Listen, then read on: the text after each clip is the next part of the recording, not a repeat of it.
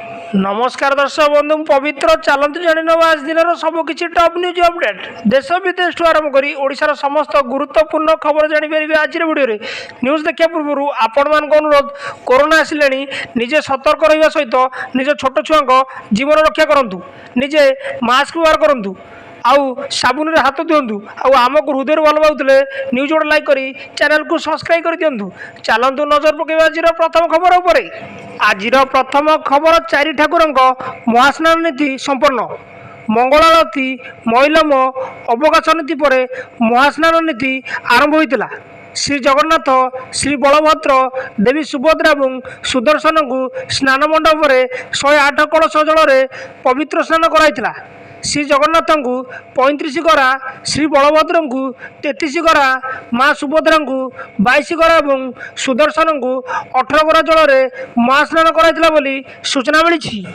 परवर्ती खबर पुरी रे मुख्यमंत्री पहंडी विजय कले दर्शन पुरी बड़दाण्डे जनसमुद्र देखा मिली यारी मध्य पुरी रे पहुंचती मुख्यमंत्री मोहन माझी मुख्यमंत्री मंगल आरती दर्शन कर से स्नान मंडप पहंडी विजय दर्शन कर मुख्यमंत्री 1 घंटारू अधिक समय होते से कहते नीतिकांति समय अनुसार सबू चली श्रीमंदिर प्रशासन पक्षर कार्य ठीक भाव चली मुख्यमंत्री कहते सूचना मिली। परवर्ती खबर गोष्ठी संघर्ष में युवकों मृत्यु 10 लाख सहायता घोषणा कले मुख्यमंत्री गत किछि दिन तले भद्रक तीड़ी थाना अंचल में दुई संप्रदाय भितर किछि कारणरू गंडल घटिला एवं से गुरुतर आहत होइतिबा जड़े युवक संतोष परिड़ा आज चिकित्साधीन अवस्था मृत्यु घटी ए घटना मुख्यमंत्री मोहन माझी गभीर दुख प्रकाश करछन्ती एवं संतोष को परिवार को 10 लाख सहायता राशि घोषणा करछन्ती सूचना मिली।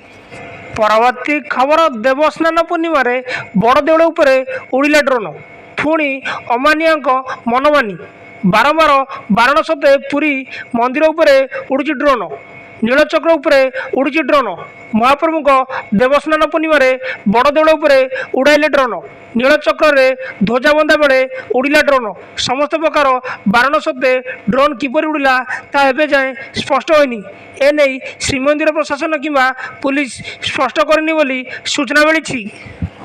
परवर्ती खबर अणाहत होउची जाजपुर झाड़ाबांती 500 रु अधिक आक्रांत जाजपुर में डायरिया रोगी संख्या बढ़िबार लगी आज किछि आक्रांत मेडिकल रे भर्ती होती डायरिया रे 2 जनक मृत्यु होता बेले 500 रु अधिक आक्रांत चिकित्सा होती दानगदी ब्लक ताकोइल गाँव में 62 वर्षीय सुदर्शन पात्र और व्यासनगर कॉलोनी 65 वर्षीय पूजाराम शर्मा जीवन जाइए सूचना मिली।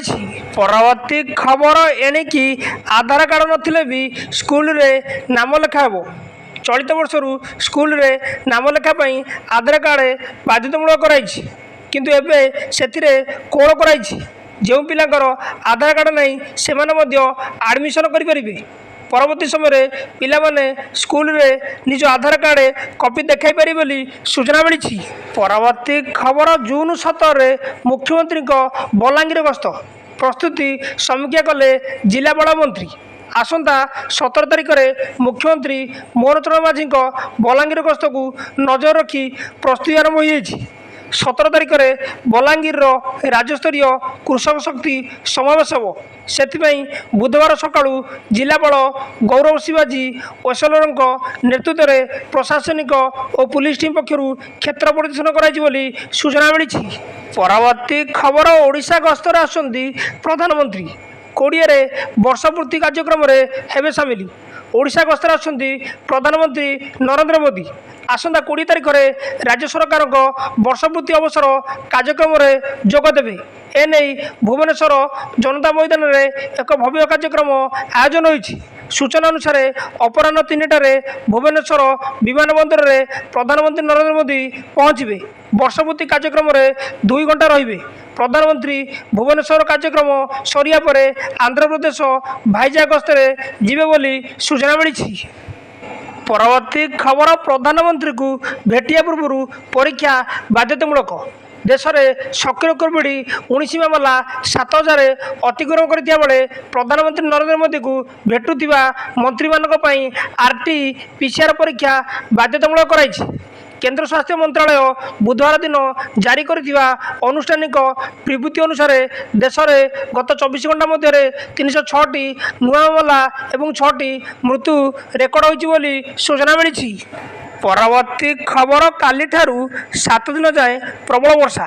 ଏସବୁ ଜିଲ୍ଲାକୁ ୟେଲୋ ୱାର୍ଣ୍ଣିଂ ଜାରି କଲା ପାଣିପାଗ ବିଭାଗ। ରାଜ୍ୟରେ କିଛି ଦିନ ହେବ ଗୁଳିଗୁଳି ସହ ବର୍ଷା ହେଉଛି, ହେଲେ ଆଜିଠାରୁ ତାପମାତ୍ରା 2ରୁ 3 ଡିଗ୍ରୀ ହ୍ରାସ ପାଇବ। ତା ସହିତ ଗୁଳୁଗୁଳି ବି କମିବ। ଆସନ୍ତା 7 ଦିନ ପର୍ଯ୍ୟନ୍ତ ରାଜ୍ୟର ବିଭିନ୍ନ ସ୍ଥାନରେ ବର୍ଷା ହେବ। ଅନେକ ସ୍ଥାନରେ ବିଜୁଳି ଘଡ଼ଘଡ଼ି ସାଙ୍ଗକୁ 40ରୁ 60 କିମି ବେଗରେ ପବନ ବହିବା ନେଇ ଆକଳନ କରିଛି ଆଞ୍ଚଳିକ ପାଣିପାଗ ବିଭାଗ ବୋଲି ସୂଚନା ମିଳିଛି। ପରବର୍ତ୍ତୀ ଖବର, ଏଣିକି ସହଜରେ ବିକ୍ରି ହୋଇପାରିବ ପ୍ଲାଟ୍ ପ୍ଲଟ୍। ରାଜ୍ୟରେ ଦୀର୍ଘ ଦିନ ହେଲା ପ୍ଲାଟ୍ ପ୍ଲଟ୍ ବିକ୍ରି ଉପରେ ଲାଗିଥିବା କଟକଣା ହଟିଛି।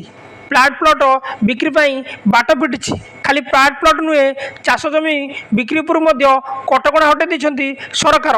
ଭାଇ ଭାଇଙ୍କ ଭିତରେ ଜାଗା ବଣ୍ଟା ହେଲେ ଆଉ ସବ୍ ଡିଭିଜନରେ ଲେଆଉଟ୍ ଦରକାର ପଡ଼ିବ ନାହିଁ ବୋଲି କହିଛନ୍ତି ରାଜସ୍ୱ ଏବଂ ବିପର୍ଯ୍ୟୟ ପରିଚାଳନା ମନ୍ତ୍ରୀ ସୁରେଶ ପୂଜାରୀ ବୋଲି ସୂଚନା ମିଳିଛି। ପରବର୍ତ୍ତୀ ଖବର, ବାଂଲାଦେଶୀ ଅନୁପ୍ରବେଶକାରୀଙ୍କୁ ବିତାଡ଼ିତ। ବାଂଲାଦେଶୀ ଅନୁପ୍ରବେଶକାରୀଙ୍କୁ ଚିହ୍ନଟ କରି ବିତାଡ଼ିତ କରିବାକୁ ଦାବି କରିଛି ଏକାମ୍ର ଜନଜାଗରଣ ମଞ୍ଚ। ମଞ୍ଚ ପକ୍ଷରୁ ଉପଜିଲ୍ଲାପାଳଙ୍କ କାର୍ଯ୍ୟାଳୟ ଆଗରେ ପ୍ରତିବାଦ କରିବା ସହ ମୁଖ୍ୟମନ୍ତ୍ରୀଙ୍କ ଉଦ୍ଦେଶ୍ୟରେ ଦାବିପତ୍ର ପ୍ରଦାନ କରାଯାଇଛି। ଲକ୍ଷ୍ମୀସାଗର, ହଳଦୀପଡ଼ିଆ ବସ୍ତି, ଝାରପଡ଼ା, ବମିଖାଲ ଅଞ୍ଚଳରେ ଏମାନେ ସରକାରୀ ଜାଗା ମାଡ଼ି ବସି ଘର ବନାଇଛନ୍ତି। ତେଣୁ ସେମାନଙ୍କୁ ଚିହ୍ନଟ କରି ଭୋଟ ପରିଚୟ ପତ୍ର, ଆଧାର କାର୍ଡ ବାତିଲ କରିବାକୁ ଦାବି କରାଯାଇଛି ବୋଲି ସୂଚନା ମିଳିଛି। ପରବର୍ତ୍ତୀ ଖବର, ଆଜିଠାରୁ ଭୁବନେଶ୍ୱରରୁ ଆବୁଧାବି ସିଧାସଳଖ ବିମାନ ସେବା ଆରମ୍ଭ।